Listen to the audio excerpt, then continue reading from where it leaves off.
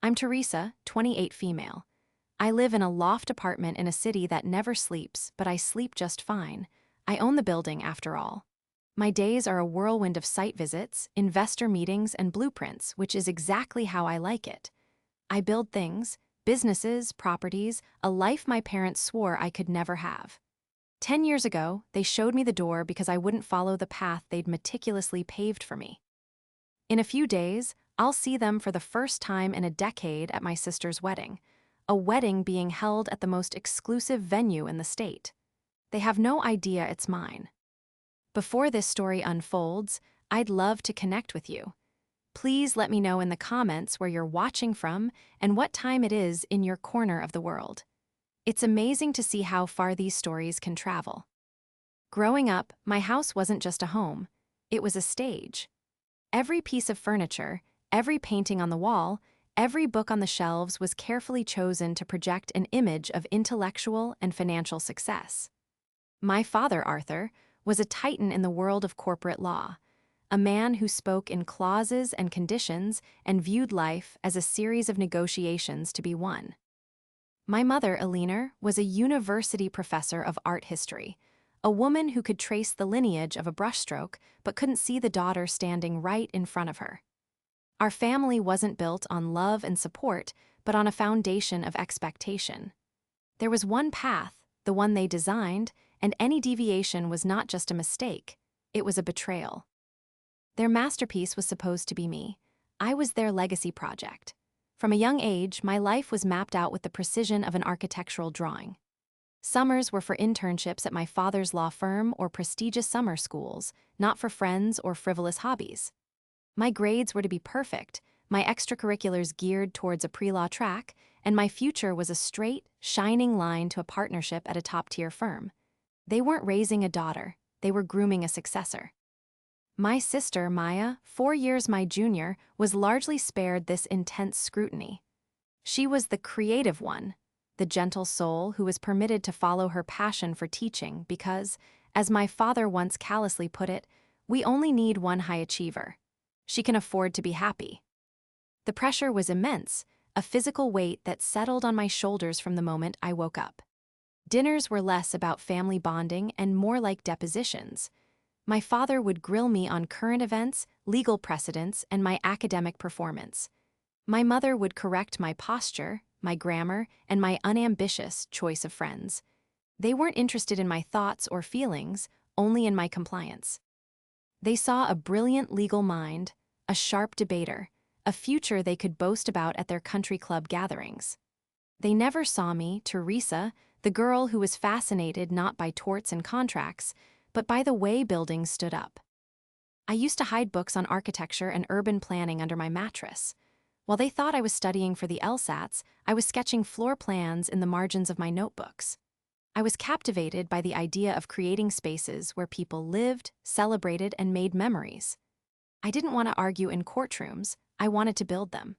The idea of taking something old and forgotten, a derelict warehouse, a crumbling manor, and breathing new life into it felt like real magic. It was a tangible, beautiful legacy, so different from the cold, paper-based world my father inhabited. I tried subtly at first to share this passion with them. When I was 17, I did a project on the historical preservation of our city's downtown district. I poured my heart into it, building a scale model of a restored theater. I earned the highest grade in my class and a regional award. When I presented it to my parents, my father glanced at the model, his glasses perched on his nose. "A commendable effort," he said, his tone dismissive. "A good exercise in structured thinking. Now, have you finished that brief I gave you to review?" My mother was no better.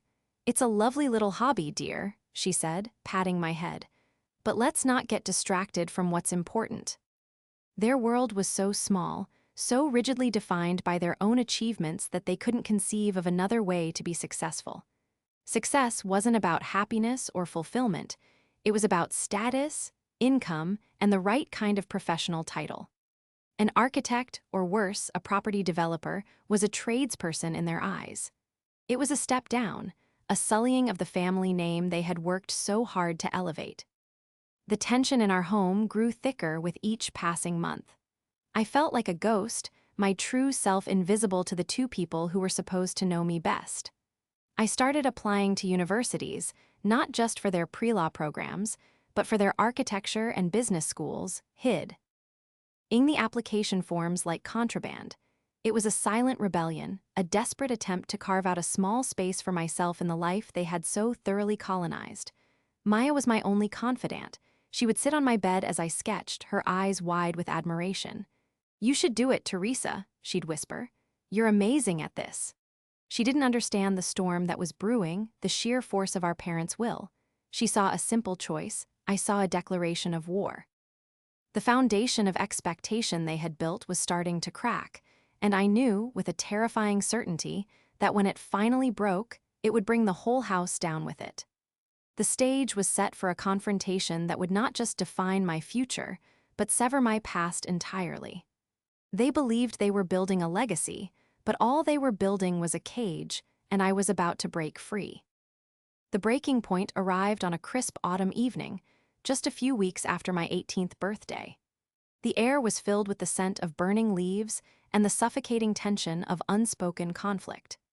Acceptance letters from universities had started to arrive, and they were sitting in a neat, incriminating pile on the mahogany desk in my father's study. He had summoned me there after dinner, my mother standing beside his leather chair like a silent, elegant statue. The room, usually a symbol of his power and intellect, felt like an execution chamber. On one side of the desk were the letters they approved of, early acceptances to the pre-law programs at Georgetown and Cornell. On the other side, pushed away as if it were contaminated, was a single, thick envelope. It was from a top-tier university, but for a dual degree in architecture and business management. It came with a significant scholarship offer. It was my dream. To them, it was a nightmare. "Explain this," my father said, his voice dangerously calm. He didn't gesture, he didn't raise his voice. He simply tapped a perfectly manicured finger on the scholarship letter. Arthur's greatest weapon was his chilling composure. It made his eventual anger feel like a controlled demolition. "It's an acceptance letter," I said, my own voice trembling slightly. "It's to one of the best programs in the country." "It is not a law school," my mother interjected, her tone laced with a kind of pained disappointment she had perfected over the years. "Teresa, we discussed this. We had a plan." "You had a plan," I corrected her, feeling a surge of courage I didn't know I possessed. "I was never asked what I wanted. I don't want to be a lawyer, Dad. I want to build things. I want to create spaces." My father leaned back in his chair, steepling his fingers. It was a gesture I knew well, the one he used in court right before he dismantled a witness. "Create spaces," he repeated slowly, tasting the words with disdain. "You want to be a glorified construction worker. You want to spend your life haggling with plumbers and electricians. This family does not work with its hands. We work with our minds." "That's not fair," I argued, my voice rising. "It's about design and vision and business. It's a real profession, a respected one." "Respected by whom? By the people you hope to employ," he scoffed. "Teresa, you have a brilliant mind, a gift. You are capable of so much more than this. You are throwing away your potential to play with blocks. I have spent a fortune on your education. I have called in favors. I have paved a road for you that others would kill to walk on, and you want to spit on it all for a childish fantasy." The argument escalated quickly, the years of resentment and misunderstanding pouring out of me. I told them how I felt suffocated, how their expectations were a cage, how I didn't want the life they had chosen for me. My mother began to cry, quiet, performative tears of a martyr. "How can you be so ungrateful?" she whispered. "Everything we've done has been for you." The final blow came when I told them I was accepting the scholarship. I was going to pursue my dream, with or without their blessing. My father stood up, his composure finally cracking. His face, usually a mask of detached authority, was flushed with a deep, furious red. "No," he said, the word a flat, hard stone in the air. "You will not." "You can't stop me," I shot back, emboldened by my decision. "I'm 18, it's my life." He walked around the desk until he was standing directly in front of me, his shadow falling over me. "You are right, it is your life," he said, his voice dropping to a low, menacing growl. "But as long as you live under my roof, as long as you are supported by my money, you will abide by my rules. If you walk out that door to pursue this nonsense, then you will not be walking back in. You will be on your own. No tuition, no allowance, no car, no contact. You will have nothing." I looked at my mother, pleading with my eyes for her to intervene, to say something. She just shook her head, dabbing her eyes with a silk handkerchief. "Your father is right, Teresa," she said. "You're making a terrible mistake. You'll be lost without us." The finality in their voices was absolute. This wasn't a threat, it was a verdict. They truly believed that without their money and influence, I would fail. They believed I would come crawling back within months, begging for forgiveness and ready to get back on the pre-approved path. They didn't know me at all. In that moment, looking at their cold, disappointed faces, something inside me hardened. The fear and desperation were replaced by a cold, hard resolve. "Fine," I said, my voice eerily steady. "If that's the choice, I've already made it." I turned and walked out of the study, my legs feeling both heavy and light. I went up to my room, the silence of the house pressing in on me. I packed a single duffel bag with clothes, my architecture books, and the few $100s I had saved from a summer job they'd disapproved of. Maya crept into my room, her face stained with tears. "Don't go," she begged, clutching my arm. "Dad doesn't mean it." "He means every word, Maya," I said, hugging her tightly. "Be good, I'll call you." As I walked down the grand staircase, my father stood at the bottom, his arms crossed. He didn't move to stop me. He just watched me with an expression of grim satisfaction, as if he were watching a predictable experiment play out. "The world is a cold place, Teresa," he said as I reached the front door. "You'll learn that soon enough." I didn't look back. I opened the heavy oak door and stepped out into the night. As the door clicked shut behind me, the sound was deafening. It wasn't just a door closing. It was my entire former life being locked away. The foundation of expectation had crumbled, and I was standing alone in the rubble. The first 6 months on my own were a brutal education in the realities of my father's cold world. The few $100s I had disappeared with alarming speed, spent on bus tickets, cheap motel rooms, and instant noodles. The prestigious university with the scholarship was a distant, impossible dream. I couldn't accept the offer because I couldn't even afford the deposit for a dorm room, let alone books or a meal plan. My father had been strategic. By cutting me off so completely, he ensured I couldn't use the very tools he'd given me. I was a ship built for a grand voyage, suddenly stranded in a desert. I found myself in a small, gritty city a few hours away, a place where no one knew my family name. Humiliation was a constant companion. I worked a series of soul-crushing jobs, washing dishes in a greasy diner, stocking shelves on the night shift at a grocery store, cleaning hotel rooms. Every day was a battle for survival. I was perpetually exhausted, perpetually hungry, and haunted by the memory of my father's smug face, certain of my failure. I called Maya a few times from payphones, but the conversations were strained. She would cry and beg me to come home and apologize. I could hear our mother in the background, coaching her on what to say. The calls left me feeling more alone than ever. I was on the verge of giving up.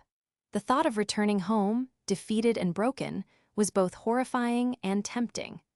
I was sleeping on a lumpy mattress in a tiny room I shared with 2 other girls, my architecture books gathering dust in a corner. One particularly bleak afternoon, after being fired from a waitressing job for dropping a tray of drinks, I sat on a park bench, staring at a half-demolished building across the street. The exposed beams and crumbling brick seemed to mirror my own life, a structure that had been violently torn down. As I sat there, a man sat down on the other end of the bench. He was older, probably around 70, with a weathered face, calloused hands, and eyes that were surprisingly sharp and intelligent. He was dressed in practical work clothes, but carried himself with an air of quiet authority. He nodded at the demolition site. "Ugly sight, isn't it?" he said, his voice a low rumble. "Tearing down a piece of history to put up another glass box." "They could have restored it," I found myself saying, the words coming out before I could stop them. The foundation is solid, and that brickwork is beautiful. They could have repurposed it, made it into apartments or a community center. The man turned to look at me, a flicker of interest in his eyes. You know something about buildings? I shrugged, embarrassed. Just a hobby. Doesn't sound like a hobby. Sounds like you know what you're talking about, he said. He stuck out a large, rough hand. Samuel Vance. Most people call me Sam. I shook his hand. Teresa. We talked for over an hour. It turned out Sam wasn't just an observer. He owned the construction company that had been hired to clear the site. He spoke with a mix of pride and regret about his career, building half the city but also tearing parts of it down. I, in turn, found myself opening up in a way I hadn't with anyone. I told him about my passion for architecture, about the books I'd read, the designs I'd sketched. I carefully edited the story of my family, simply saying we'd had a disagreement about my career choice. Sam listened intently, nodding occasionally. When I finished, he was quiet for a long moment. A disagreement, huh? He said, a knowing look on his face. Kid, I've been in the building trade my whole life. I know a thing or two about stubborn fathers and strong foundations. Sounds like you've got both. He then did something that changed the course of my life. He offered me a job. It's not glamorous, he warned. You'll be a general gopher on my sites, getting coffee, running errands, cleaning up. But you'll be around blueprints, you'll see how a project comes together from the ground up, and you'll get a steady paycheck. It was a lifeline. I accepted on the spot, a wave of relief so powerful it almost brought me to my knees. The next day, I showed up at one of his construction sites, was handed a hard hat, and put to work. It was grueling, physical labor, a world away from the mahogany-paneled rooms I grew up in. But for the first time in my life, I felt like I belonged somewhere. I was a sponge, soaking up every bit of information I could. I watched the foreman, asked the engineers questions, and spent my evenings poring over the project blueprints Sam let me borrow. Sam became more than a boss, he became a mentor. He saw the fire in me that my own parents had tried to extinguish. He was tough and demanding, but he was also fair. He recognized my knack for logistics and my eye for design. Within a year, he moved me from fetching coffee to assisting a project manager. He taught me how to read zoning laws, how to negotiate with suppliers, and how to manage a budget. He was the father figure I'd always wanted, one who saw my potential not as something to be molded to his will, but as something to be nurtured and unleashed. One evening, I finally told him the whole story about my family. He listened without interruption, his expression unreadable. When I was done, he just nodded. Some people are so afraid of their kids failing, he said quietly, that they're even more terrified of them succeeding in a way they don't understand. Don't you ever go back to them with your hat in your hand, Teresa? You go back and you buy the whole damn hat store.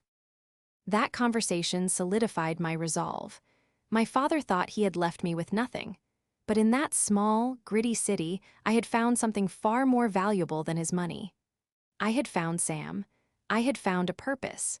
And I had found the first, solid bricks to build a new foundation, one that was entirely my own. The next 9 years were a blur of hard work, sleepless nights, and the smell of concrete and sawdust. The construction site became my university, and Sam Vance was my professor, mentor, and biggest champion. I started from the absolute bottom, but I climbed with a relentless determination that surprised everyone, including myself. Every condescending word my father had ever said, every look of disappointment from my mother, became fuel for my fire. I wasn't just building a career. I was building my case, proving them wrong with every 2x4 and every balanced budget. I took night classes at the local community college, starting with drafting and moving on to business administration and real estate law. My days were spent in steel-toed boots, covered in a fine layer of brick dust, learning the practical side of the business. My nights were spent under a bare light bulb in my small apartment, learning the theory. I saved every dollar I could, living frugally, my eyes fixed on a distant prize I was only just beginning to define. Sam saw my hunger and kept giving me more responsibility. By the time I was 22, I was managing small renovation projects on my own. He would throw me into the deep end, testing me, but he was always there to offer advice or a crucial contact when I needed it. He taught me the art of the deal, the importance of a handshake, and the difference between cost and value. "Your father works with paper," he'd tell me. "We work with reality. Never forget that reality always wins." My relationship with my sister Maya was a thin, fragile thread connecting me to my past. We spoke a few times a year, on birthdays and holidays. The calls were always stilted, shadowed by the unspoken presence of our parents. I learned that they had told their friends I was traveling or finding myself, a vague, embarrassing explanation for my absence. They couldn't admit their daughter was working in construction. Maya would tell me about her life, finishing college, becoming a teacher, meeting a wonderful man named Alex. I would tell her I was doing well, that I was happy, but I kept the details vague. I didn't want my progress reported back and dissected over my parents' dinner table. My big break came when I was 25. Sam was considering retirement and wanted to slow down. He pointed me toward a dilapidated historic estate on the outskirts of the city. It was a beautiful old manor, a Gilded Age relic that had been abandoned for decades. The roof was caving in, the windows were shattered, and the grounds were a jungle of weeds. To everyone else, it was a teardown. To me, it was a masterpiece waiting to be uncovered. "The city wants it gone," Sam told me as we walked the crumbling halls. "But it's zoned for commercial use. If you can put together a smart enough proposal, you might be able to get the financing to save it." This was the culmination of everything I had learned. For the next 6 months, I lived and breathed that project. I spent weeks in the city archives, digging up the original blueprints. I created a business plan that was hundreds of pages long, detailing a meticulous, multi-phase restoration. My vision wasn't just to save the building, but to transform it into a high-end event venue, a place for weddings, galas, and corporate retreats. It had the perfect bones, the perfect location. Securing the financing was the hardest battle of my life. I was a young woman in a male-dominated industry, asking for millions of dollars to restore a wreck. I was rejected by a dozen banks. They saw the risk, not the vision. But Sam had taught me persistence. He made a few calls, not to co-sign the loan, but to get me in the room with the right people. He made them listen. Finally, armed with my obsessive research, detailed financial projections, and a scale model I had built myself, a regional bank agreed to back me. The day the loan was approved, I sat in my car and cried for an hour. The restoration of what I would name the Ashford estate took 3 grueling years. I was the lead on my own project, the culmination of my entire journey. I was on site from sunrise to sunset, making decisions on everything from structural reinforcements to the historical accuracy of the window fixtures. It was a monstrously complex and expensive undertaking. There were moments I was certain I would fail, that my father's prophecy would come true. But every time I felt that doubt, I would walk through the grand, skeletal ballroom and imagine it filled with lights, music, and laughter. And I would get back to work. Slowly, painstakingly, the manor came back to life. The crumbling facade was restored to its former glory. The overgrown grounds were transformed into immaculate gardens. The dusty, forgotten interiors became a breathtaking blend of historic elegance and modern luxury. By the time I was 28, the Ashford estate was complete. It wasn't just a building, it was a statement. It was proof that my childish fantasy was real. The venue opened to immediate acclaim, quickly becoming the most sought-after location in the region. We were booked out 2 years in advance. I was no longer just a construction manager. I was the owner of a thriving, multi-million-dollar business.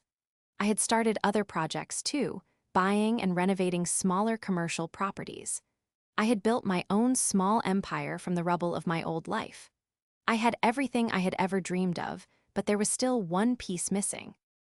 A part of me, the part that was still that 18-year-old girl standing on the wrong side of a locked door, needed my family to see what I had built. I just never imagined the opportunity would present itself in the form of my sister's wedding invitation. The invitation arrived on a Tuesday morning, tucked between a zoning application and a quote for landscaping services. It was printed on heavy, cream-colored cardstock, the calligraphy elegant and familiar. It was my mother's handwriting. Mr. Arthur and Dr. Alina Vance request the pleasure of your company at the marriage of their daughter, Maya, to Mr. Alexander Peterson. My breath caught in my throat. It was the first direct communication I'd had from them in a decade. Tucked inside was a smaller, handwritten note from Maya. Teresa, I know it's been a long time. It would mean the world to me if you would come. Please.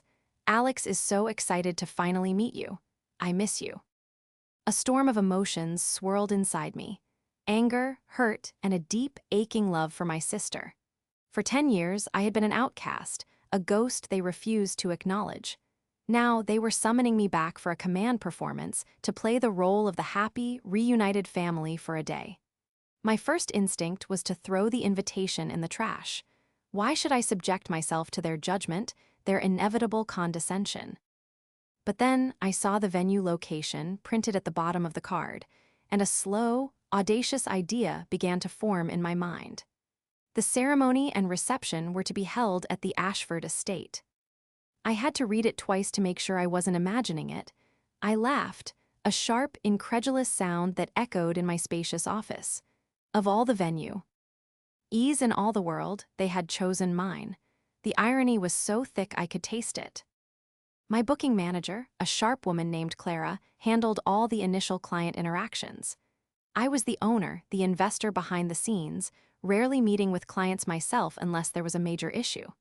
My full name, Teresa Vance, wasn't on the public-facing materials, which simply listed Ashford Estate Management. To them, the venue was just a beautiful, expensive place. They had no idea their estranged, failure of a daughter owned every brick and every blade of grass. The plan began to assemble itself in my mind, piece by meticulous piece. This wasn't just an invitation, it was an opportunity. An opportunity not for petty revenge, but for a final, undeniable validation. For 10 years, they had written my story for me, the story of the ungrateful daughter who threw her life away. Now, I had the chance to write the ending myself. I called Maya that evening. Her voice was hesitant, nervous. "You got it?" she asked. "I got it, Maya. It's a beautiful invitation," I said warmly. "And of course, I'll be there. I wouldn't miss it for the world." The relief in her voice was palpable. "Oh, thank you, T. Mom and Dad will be surprised, but happy, I know they will be." I doubted that, but I didn't say it. "Tell me about the venue," I said, my voice carefully neutral. "How did you find it? It's supposed to be incredible." "Oh, it is," she gushed. "It's Mom's discovery, actually. She read about it in some luxury magazine. She said it was the only place in the state with the right architectural integrity for a family wedding. Dad complained about the price, but you know how Mom is when she gets an idea in her head." Of course. My mother, the art history professor, had unknowingly validated my life's work based on its aesthetic appeal, while my father, the lawyer, had unknowingly paid a premium price for it. It was perfect. "They've been working with the wedding planner, a woman named Isabel," Maya continued. "They said the management here is very professional, very discreet." I made a mental note to speak with Clara and Isabel. The plan required precision and complete secrecy. Over the next few weeks, I operated in the shadows of my own business. I had Clara change the primary contact on the Vance Peterson wedding file to a senior planner, ensuring my name would never appear on any correspondence sent to my parents. I met with Isabel, the wedding planner, introducing myself as a senior manager for the estate. She was a consummate professional and had no reason to question it. Together, we went over every detail of the wedding my parents had planned. The floral arrangements, the catering menu, the string quartet. They had spared no expense. They were renting out my property to project their own status and success, a perfect reflection of how they had always lived. I made sure every detail was executed flawlessly. I wanted the day to be perfect, not just for my plan, but for Maya. She deserved a beautiful wedding, untainted by our family's fractured history. As the day approached, a quiet calm settled over me. I wasn't nervous. I wasn't angry anymore. I felt a sense of clarity I hadn't felt in 10 years. For a decade, I had been running from their judgment, building my life in defiance of their expectations. But now I wasn't running anymore. I was standing still, on my own ground, waiting for them to come to me. They were walking into my world, a world they believed I could never build. They thought they were the hosts of a grand event. They had no idea they were merely guests in my house. The day of the wedding arrived with a sky so clear and blue it looked like a painted ceiling. I walked the grounds of the Ashford estate early that morning, the mist still clinging to the rose bushes in the formal gardens. My staff was already buzzing with quiet efficiency, polishing silverware, arranging flowers, and preparing for the arrival of 300 guests. Everything was perfect. It was a testament to the years of work, a physical manifestation of my success. Today, it was also the perfect stage. I chose my outfit with care, a simple, elegant navy blue dress. It was professional and understated. I wasn't a guest of honor. I was, for all intents and purposes, the help. I wanted to blend in, to observe. I made sure to arrive after most of the guests, slipping in through a side entrance. I saw my sister, Maya, for the first time in a decade as she was about to walk down the aisle. She was breathtakingly beautiful, and the look of pure joy on her face made every sacrifice I had ever made feel worthwhile. Our eyes met for a brief second across the crowded lawn. I gave her a small, reassuring nod. She smiled back, a tear glistening in her eye. The ceremony was beautiful, held in the garden under a century-old oak tree. I watched from a distance, standing near the back. I saw my parents, Arthur and Alina, sitting in the front row. They looked older but otherwise unchanged. My father had the same air of imperious command, my mother, the same look of carefully curated elegance. They radiated pride, not for the love between their daughter and her new husband, but for the flawless spectacle they had orchestrated.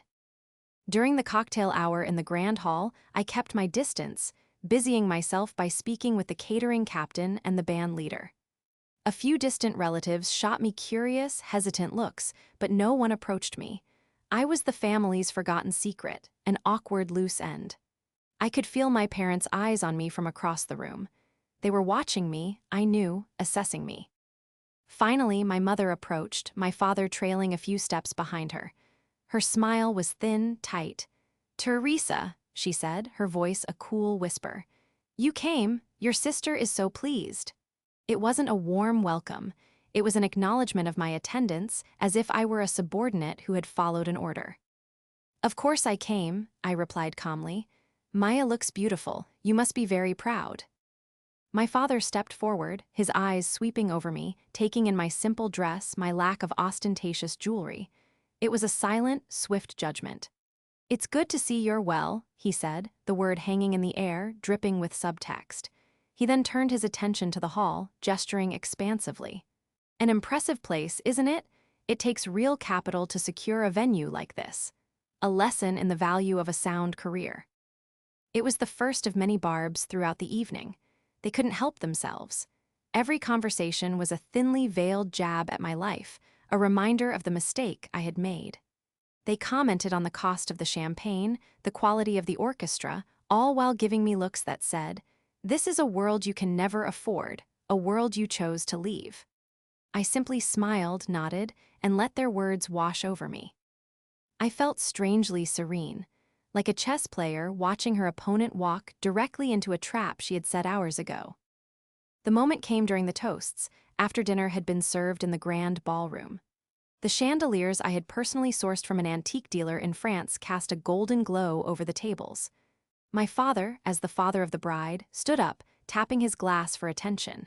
He gave a polished, eloquent speech about family, tradition, and legacy. He praised Maya for her gentle spirit and welcomed her husband, Alex, to the family. And then he turned his attention to me. He didn't look directly at me, but everyone in the room knew who he was talking about. "A family's strength," he began, his voice resonating through the hall, "is in its shared values, in its commitment to a path of excellence. Maya and Alex embody this. They understand the importance of building a stable, respectable life." He paused, letting the words sink in. He then let his gaze drift slowly, deliberately, over to the corner where I was standing. He raised his glass. "Some choose a different path," he continued, a small, cruel smirk playing on his lips. A more transient existence, and we wish them well, we truly do. He looked at me directly now, his eyes glinting. Still renting, huh, Teresa? The question was dropped into the silence like a stone. A few people chuckled uncomfortably. It was a public humiliation, a final assertion of his power and my supposed failure. He thought he had won. He thought he had reduced me to a footnote in his grand family narrative. I didn't flinch. I let the silence stretch for a moment, feeling the weight of 300 pairs of eyes on me. Then I smiled. A calm, genuine smile. I reached into the small clutch I was carrying and took out a small, ornate, antique-style key attached to a simple leather fob. I walked from the edge of the room toward the head table. The room was so quiet you could hear the clink of ice in a water glass. I walked past my shocked sister, past my confused mother, and stopped directly in front of my father. His smirk faltered, a flicker of uncertainty in his eyes. I didn't say a word. I simply placed the key on the table in front of him and gave it a gentle slide across the polished wood. It came to a stop right next to his wine glass. He stared at the key, then back at my face, utterly bewildered. "What is this?" he asked, his voice losing its confident boom. I leaned in just close enough for the head table to hear me, my voice clear and steady. "Actually," I said, my smile never wavering, "this venue belongs to me." The silence that followed my statement was unlike anything I had ever experienced. It was not merely an absence of noise, it was a physical presence, a thick, heavy blanket of astonishment that smothered the entire ballroom. My father's face, which had been flushed with smug satisfaction, went completely pale. The smirk vanished, replaced by a slack-jawed expression of pure, unadulterated disbelief. He stared at the key on the table as if it were a venomous snake. My mother, Eleanor, was the first to react. She let out a small, choked gasp, her perfectly manicured hand flying to her throat. Her eyes darted from the key, to me, and back to her husband, searching for an explanation that her reality-bending mind couldn't provide. Across the table, my sister Maya's jaw was on the floor, her eyes wide with a dawning, incredulous understanding. Her new husband, Alex, just looked back and forth between us, trying to piece together the family drama he had just married into. That's not possible," my father stammered, his voice a hoarse whisper. The confident corporate lawyer was gone, replaced by a flustered, confused old man. "This is a multi-million-dollar property. The planner assured us the owners were a private investment group." "They are," I replied, my voice still calm and level, though my heart was pounding against my ribs. "And I'm the principal investor. Welcome to the Ashford estate, Dad. I'm glad you think it's impressive." The news spread through the room in hushed, excited whispers. The guests, who had been witness to my public humiliation, were now witness to its spectacular reversal. The narrative had flipped in an instant. I was no longer the failed daughter. I was the secret benefactor, the master of the stage on which my father had just tried to shame me. I didn't stay to watch the full extent of the fallout. My part was done. I gave Maya a quick, reassuring look, picked up my clutch, and quietly walked out of the ballroom. I didn't need to see my father's rage or my mother's embarrassment. The look on their faces as I left the key on the table was all the vindication I needed. I spent the rest of the evening in my office, watching the party from my security monitors, a strange sense of peace settling over me. The ghosts of the past decade finally felt quiet. Later that night, long after the last guest had departed, Maya found me in the main hall. The staff was clearing away the remnants of the party, and the grand room was quiet again. She didn't say anything at first, just walked up and wrapped me in a fierce hug. "I had no idea," she whispered into my shoulder, her voice thick with emotion. "Teresa, what you've built, it's incredible. I'm so proud of you." "I'm sorry if I ruined your wedding, Maya," I said. She pulled back, shaking her head. "Ruined it? You didn't ruin it, you just gave it a very memorable ending. Dad deserved it. They both did. For 10 years, they've told me you were struggling, that you were being stubborn and foolish. They never told me you were thriving." We talked for hours, really talked, for the first time since we were children. I told her everything: the struggles, the hard work, meeting Sam, and the long, slow process of building my business. She, in turn, told me about the suffocating pressure of being the good daughter left behind, the one who had to manage their parents' disappointment over me. We reconnected that night, not as the archetypes our parents had cast us in the failure and the success, but simply as sisters.